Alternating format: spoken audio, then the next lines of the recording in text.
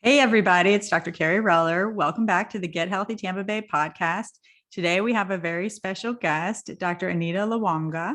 Dr. Anita, why don't you introduce yourself and tell us about who you are and what you do? Hi, Dr. Kerry. Thank you for having me on your show. My name is Anita Lwanga. I'm a general internist. I also did additional training in geriatric medicine. I also have a special interest in sports medicine, primarily because of my background. As a child and I guess teenager, I was a competitive athlete, and I learned a lot about the relationship in between diet and exercise through personal experience and partially through what our coaches taught us. I went on to do an undergrad in exercise and health physiology, where I learned a lot more about nutrition, a lot about the relationship in between how we exercise, how it impacts our body, how diet impacts our body, and even a little bit more about how sleep impacts our body. So, in terms of my practice, I take care primarily of adults. I've had patients from 17 years of age up to 109 years of age. The 109-year-old was impressive, but that's another story. Yeah, that's definitely impressive. I have not had anybody that old, but I did have a great grandmother who lived till 107. So that was impressive in her own regard. And hopefully, we all get her longevity genes, right? Absolutely, absolutely. That's a blessing. Yeah, Yeah. yeah, So exercise physiology, that's definitely an awesome, unique undergrad experience, something I would have probably been pretty passionate about as well. And so, can you tell us a little bit about how you got into everything that you are doing now? for sure, for sure. In terms of my personal story, the reason I'm interested in sharing information about diet and exercise with people is because of my personal story. I struggled a lot and it didn't actually have to be that difficult. I had a lot of the knowledge in theory, which we do have as physicians, but sometimes you don't have the knowledge in a practical sense in terms of being able to apply it. We have the knowledge about medicine, medical conditions. You do your residency, internship, and you learn how to apply what you learned in the books in real life. But in terms of using diet and exercise to optimize health, I didn't necessarily know how to apply that practically. So I'm sure you can relate. Before medical school, during your undergrad, you have time to exercise. You have more time to eat properly, not necessarily the financial resources to do so, but there's a little bit more leeway. So for me, I ate pretty well during my undergraduate. I was exercising every day. Of course, I was in kinesiology. So, we all go to the gym before our class. You walk by the gym after your class. You see your friends going to the gym. So it's just the culture. Once I got into med school, I was like, I need to study. I don't have time for all of this. So I was more focused on my books, and I still ate generally healthily, and I managed to maintain a reasonable weight. But then when it came to residency, and I'm sure you can relate, the first year especially, all of us are under a lot of stress. So I think if you looked at pictures of my residency class, by January, February of the first year, we all lost 20 pounds. So in my head, I was like, oh, I'm skinny. I can eat whatever I want to eat. So I would have like a latte for breakfast, have like 2 chocolate bars in my pocket, eat. I know that's bad. Throughout the day, maybe have a couple granola bars, and then perhaps eat a decent dinner and go to bed if I had energy to eat dinner. So I managed to kind of maintain my weight, if not stay quite slim throughout residency. And then when I started working as an attending, I'm like, okay, I'm being such a hypocrite. I'm like, I eat whatever I want to eat. I eat rubbish most of the time, not eating regular meals. So I decided to make some changes. And paradoxically, I actually gained a lot of weight, which I found very frustrating. I was doing these high intensity interval training workouts, probably too many, which was part of the problem. I was doing them like 5 or 6 days per week before a 12-hour night shift. I was doing night shifts, primarily working 14 nights on, 14 nights off. And we'll talk a little bit about how sleep can affect your weight. And then on top of that, I was eating more wholesome foods, but probably eating the wrong foods at the wrong time. So we'll talk a little bit more about that. And another thing I was doing was stress eating, which is something that a lot of us do. You have a bad day. And I think for us as physicians, bad days can vary from a patient passing away to something happening at work, some political thing happening at work. So I was managing my stress through eating. And finally, last year, I got a nutrition coach. And the things he taught me were so simple, shockingly simple, that he's like, okay, yeah, you lose about 25 pounds in 3, 4 months. And I think, yeah, I ended up losing about more than that, 30 some pounds. And it was shockingly easy. And I'm using all the information or some bits and pieces of the information with my patients. And I think that this information, it's simple and it'll be useful to the general public. So people don't have to struggle as much as they do. So how did you get the courage to even think about hiring a coach for yourself for nutrition when you have all this knowledge, right, that you learned and that, oh yeah, I should probably know what to do. How did you get the courage to do that? That is a great question. I laugh because my why, people always ask you, what is your big why for doing something? My why was so superficial. I bought all these scrubs during the pandemic. My clothes don't fit me. I want my clothes to fit me. So that was a very superficial why. And I was just frustrated. I was like, let's try something. And I watched some of his clients and I'm like, they got results. So it's worth a try. Like I've been doing this for 3 years. It's not working. So it wasn't courage. It was maybe a little bit of vanity and definitely frustration. Yeah. Well, I can definitely relate to your story, obviously, in med school, residency, and beyond. And I mean, I think the big thing is a lot of the stress eating and the disorganized eating and eating on the go and not having time to eat or sit down and have a real meal. So that really does happen in our training. And I'm sure a lot of our listeners could relate as well, depending upon what walk of life they're going through, right? Whether it's some sort of intense school or a job. And the biggest thing that you mentioned was the night shift. I mean, people who work at night, it's really difficult to help them get proper nutrition and rest to sustain a normal, healthy weight. It's difficult. So there were some specific things that you kind of wanted to focus on. And why don't we pick the first one? The first one is to change our mindset about food. The way that my coach told me to think about food is think of food as fuel for your body. Food is not here to entertain you. Food is not your comforter. It's not your counselor. Food is primarily to fuel you. So with that in mind, when you select foods, it's easier to stick to the foods that you plan to eat when you think of it as fuel. It's easier to eat regular meals and remember, okay, it's time to fuel my body. Because that was part of my problem. I'd wait for like 10 hours and then eat everything in sight. And it's easier to make your lifestyle changes sustainable. If you think of an expensive car like a Mercedes Benz, you're not going to put cheap gas in it and you're not going to wait for an oil change until the red light comes on. You're going to put the best fuel you can afford in the car and you're going to do regular oil changes, regular checkups. That's the same thing with food, putting food in our body. We're going to select high quality food, nutrient dense food. And I'll talk about what nutrient dense foods are rather than foods that are not so nutrient dense. And we're going to feed ourselves regularly. So in terms of selecting nutrient-dense foods, I'm going to give examples from my diet before and my diet after. For example, a typical breakfast for me before would be a nice venti latte from Starbucks with soy milk and all the syrups, whatever syrup or syrup combination I want to try today. And I'd say, oh, I'm going to be healthy. I'm going to get a reduced fat turkey bacon sandwich.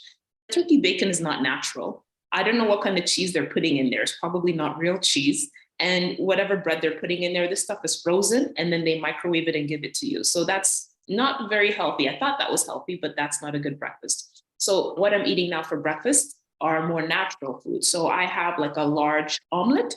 It's maybe made out of 7 egg whites and 1 whole egg. And I put a ton of vegetables in there. And then I have, say, sweet potatoes. So that compared to what I used to eat before, I actually eat a lot more volume. It's a lot more satisfying. But these are all foods in their natural form. So if you're going to make this modifications to your diet, I've heard a saying that makes it very simple when you're assessing foods. Look at something and see, does it fly? Does it walk? Does it swim? Or did it grow that way? So my turkey bacon sandwich didn't do any of those things. My omelet, the eggs were grown that way. The vegetables I put in them were grown that way. Same with the sweet potato. It was grown that way. My cafe latte is very not natural at all. Maybe the coffee is the only natural thing in it, but I've switched that out for mostly black coffee. I put a little bit of almond milk in there, but if you can drink straight black coffee, that's a lot better for you. I definitely like the whole, does it fly? Does it walk? Does it swim? That's a great way to think about it, right? To make sure that you're getting those natural foods. So you did switch up your coffee. Now, I'm not a coffee drinker. I don't know what's in the venti latte, but if you mentioned the syrups, they're probably full of sugar.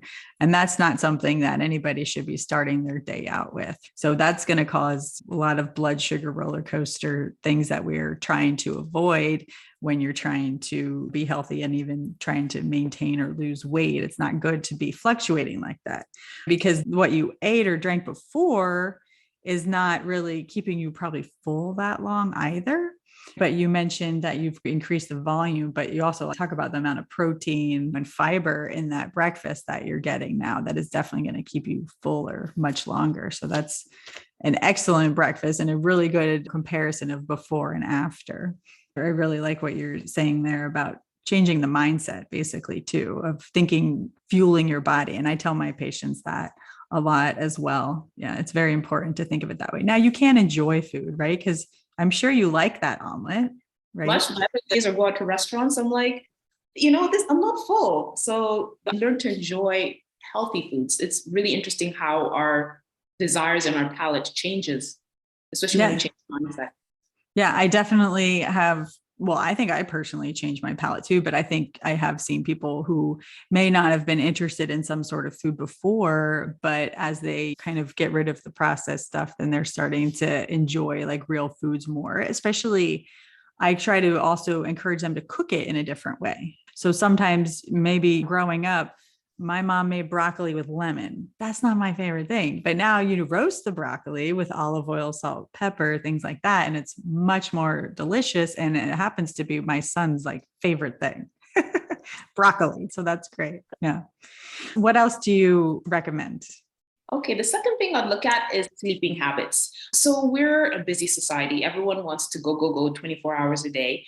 In general, it's recommended that adults sleep 7 to 8 hours per night. So some of the things that you can do to try and accomplish that are avoiding blue light closer to the end of the day. So one thing I've done with myself and even with my patients is change the settings on their phone so that the blue light is reduced at about 4 or 5 p.m. In your house, you can also take a look at where the lights are. It's better to have floor lamps or lamps that are a little bit lower down because they found that for some reason, if you have light later on in the day from higher up, it tends to trigger our brain to think, oh, it's daytime, and we don't release that melatonin to help us go to sleep. So if you have lower lights and lights that are more yellow or orange in tinge towards the end of the day, that will help you sleep. Also this also applies to me, is try avoid scrolling on your phone to relax before you go to bed. You can do something a little bit different, such as reading a book. That also limits your blue light exposure. And then set alarms. I have to set an alarm for myself an hour before bed to have a wind down routine. That can help as well. So an interesting story about this whole business of sleeping more. So my brother saw how much weight I lost, and I told him some of the things I did. And the only thing he decided he was going to do is sleep more. He's one of these guys who can function on 4 hours of sleep and he's fine. But he's like, okay, I'll just sleep. So I don't know exactly how many hours he increased from 4 hours to maybe 6 or 7. In 1 month, he lost 11 pounds. And he's like, what voodoo is this? How can I lose weight by sleeping more?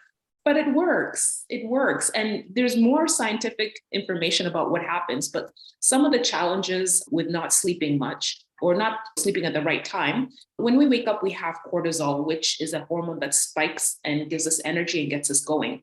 If you do not sleep enough, your cortisol levels remain elevated even at night. And then the next day, they're still elevated. And cortisol is one of these hormones that makes us retain salt and water. It's basically a stress hormone. And you'll see people who have high cortisol levels. There's a syndrome called Cushing syndrome and other medical conditions. They'll hold on to water around their stomach. Some people also have high blood pressure related to not having their cortisol levels reset. There are also other hormones involved in our sleep-wake cycle, but they have found essentially that if you're not sleeping enough, it's more difficult for you to make good choices in terms of selecting healthy foods, and you tend to feel more hungry. So you're going to eat more calories at a very subconscious level without understanding or knowing you're eating more. And that, of course, makes it harder to lose weight in the long run. So were you still on night shift when you're making all these changes? Yes. Okay. So my story, going back to the whole night shift thing. So I was working primarily a nocturnist job. So I was working 14 days on, 14 days off, and I was working 12-hour night shifts. So for me, just having that flipping back and forth, I found that I was not recovering very well. And I think on the days that I was off, I was still very groggy and tired and probably eating more than I should. And then the days that I was actually working night shifts, I was very hungry at night, partially because my body was understood, this is really not at night. You're sleeping during the day, and at night you're trying to remain awake. So I was eating a lot of high sugar foods to give me energy to make it throughout the whole day. So I did switch to another job where I work less night shifts. I still work some night shifts. But the interesting thing is during my journey of weight loss, the weeks that I was working night shift, my weight wouldn't go down. And I'm like, I'm eating all the right foods. I'm doing everything I was doing last week. I'm still doing my cardio, my fasted cardio. We'll talk about that later. And my weight wouldn't budge. And then the next week I was off night shift and I'd lose 2 pounds. And I'm like, this is incredible. You can sleep and lose weight. So do you have any recommendations through those that may be working at night on how to kind of make it better? That's a great question. I think the biggest tip my coach gave me, something that I really struggled with. I thought to myself, okay, I'm working at night, so I need more energy. So I have the right to eat more at night. And he's like, no, no, you don't. Plan your meals. Know what you're supposed to be eating, whether it's day shift or night shift, whether you're on or off, like pre-plan your meals. And if you happen to be awake most of the day because you have kids to take care of, don't allow yourself to eat more at night to make up for the energy you don't have. Something you can use is, say, a protein supplement. So I use collagen powder as my source of protein, and I mix it with water and Crystal Light. That's maybe not the healthiest, but at least having a source of protein, maybe like a chicken breast, something like that as a snack to carry you through, and maybe allow yourself just one extra snack at night. And if you tell yourself mentally, I've eaten my food, I'm not allowed to eat anymore, that should help control your weight.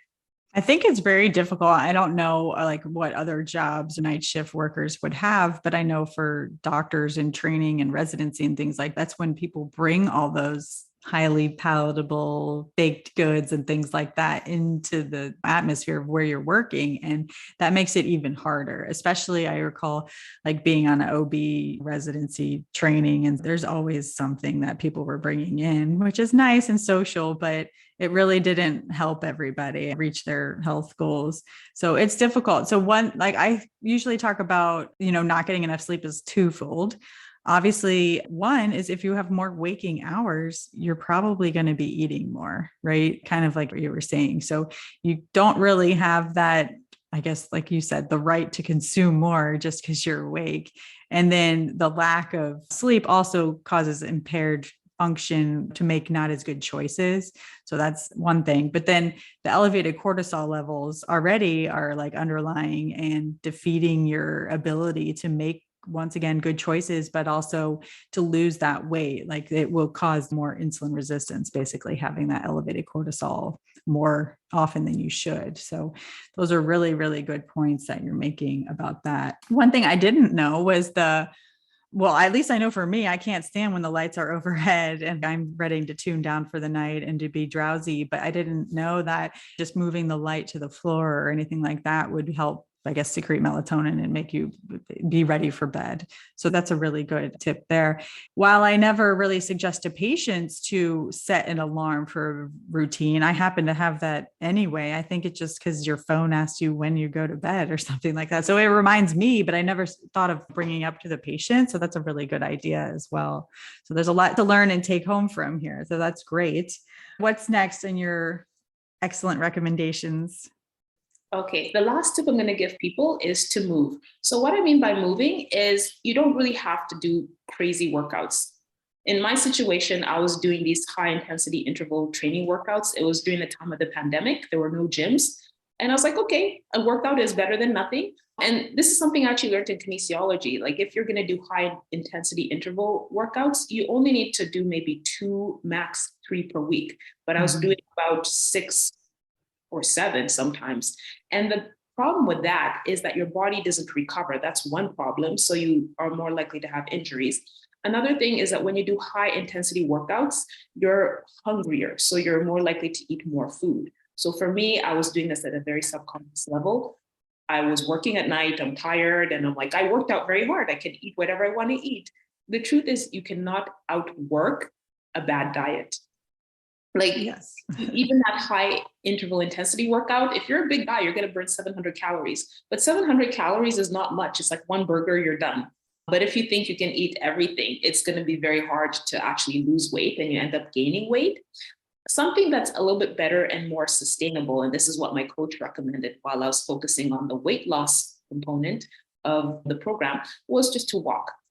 And it seems very counterintuitive, but all you need to do is walk and specifically do fasted cardio. So I'm supposed to wake up in the morning and walk for maybe 40 to 60 minutes. And if you don't have a lot of time, you can start at a minimum of 3 days per week, and then ideally work up to maybe 6 days per week.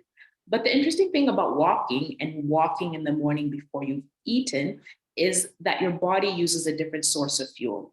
When you're doing high intensity workouts, your body uses carbohydrates that are stored in the liver and in the muscles. And it's very hard for your body to use fat, break down fat fast enough to burn for fuel. If you're doing lower intensity workouts, especially once you hit the 40-minute mark, your body has burned through most of the carbohydrates it has in its stores, and then it's more likely to burn fat. You supercharge this by fasting overnight, so your body has burned through most of its glucose stores. And then if you happen to have a little bit of glucose during the first bit of your walk, your body's going to burn that. But from 40 to 60 minutes, it has nothing. So it's going to use the fat that you've already stored. So you're supercharging that by fasting and by going at a lower intensity. So that definitely makes sense metabolically, that the fasted cardio concept where you're going to be using those fat cells for fuel instead of the carbohydrate glucose. I hear a lot of the opposite recommendations from people of where you shouldn't do any workouts fasted and you should have energy drinks before you work out. So I think while I may operate more on the recommendations that you're suggesting as well, I do think some people may be in a different role. And really, I think that if they have their nutrition right, they can certainly operate on the fasted state. But if they're still including some other products that might, I guess, insulin spiking and things like that, then it might be harder and it might feel not as good to do that. But like you said, if it's lower intensity walking, it's probably something very easily that they could switch over to. So I really like that idea as well. Was there something you were going to add about that? Oh yeah, absolutely. I actually have my coffee when I'm walking. So I'm like, Oh. I can't do this. So I have like one cup while I'm getting dressed, a second cup while I'm walking. So it's a cheat. But if you can do straight black coffee, it'll give you that spike of energy. And you don't need to walk very fast. In terms of the specifics, there's a target heart rate. This might be a little bit too much for your audience, but if you have a little Fitbit or a heart rate monitor, you want to target 50 to 70% of your heart rate max. And that's not a lot. Yeah, I think just even setting it as like a morning routine and getting up and getting out there and having that mindset of, yeah, I'm going to move my body. And it's not to torture yourself. You don't have to do it that many times a week. I just had a physical therapist who also has extra strength training. And she also agrees that you don't really need to hit, HIIT, the high intensity interval training, more than 2-3 times a week. But yeah, you should be giving your time body to rest and mixing up the activity. And then the other thing is just continued movement. As we have more and more life as sedentary, moving around more in general is good. So we always advise parking farther from the store, standing more at work than sitting, right? If you have a job or a stand-up desk, like even that can help. So they even say fidgeting is good. Not that I'm a fidgeter, but I really recommend that one. But I mean, any movement to increase your lack of movement throughout the day is very, very good. There was one other thing you had said. Oh, the mindset. So you had said, basically you had a mentality of, oh, you did these HIIT workouts. Yeah, you can eat whatever now. And that is one of the biggest flaws, I think, of the way that unfortunately a lot of people approach exercise and eating. And it can lead to disordered eating even. We cannot think of, oh gosh, you have to go run off this meal, or I'm going to do all this exercise so I can go eat this. And it's just a really not a good, healthy way of having a relationship with food. And it's unfortunate. I remember when I used to do Weight Watchers and in college, and my friend always joked activity points. And I don't think we knew as much then. This was like 20 something years ago, but it was like, okay, I would save all of those to go, well, when I was in college, maybe have a beer or something, but you know what I mean? It's just not a good mindset to think of. And I don't think it's usually a healthy relationship, but I do believe they've changed things in that. So I wouldn't be concerned now, but that's something that was, it was always as calories in, calories out. So when you have that mindset, it can be not healthy really. So like you said in the beginning, fueling your body with food is how you should think about it, and fueling your body so you can do a workout, but not to burn off those calories. Absolutely. Yeah. And I think the last thing I would say is if you've tried all of these things and you're still having difficulties, the next step will be to talk to your doctor and see if there's a medical reason that you can't lose weight.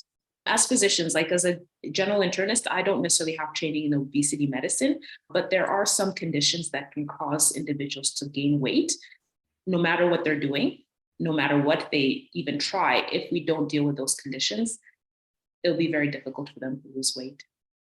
Yes, absolutely. I'm also board certified in obesity medicine, and I do a workup prior to seeing my patients and seeing what they may or may not have as a medical condition. I mean, obviously, we're going to be checking thyroid and for insulin resistance and diabetes, but there are certain things that are more rare that we may not check right up front, but if it leads to any problems down the line, we may be doing that as well.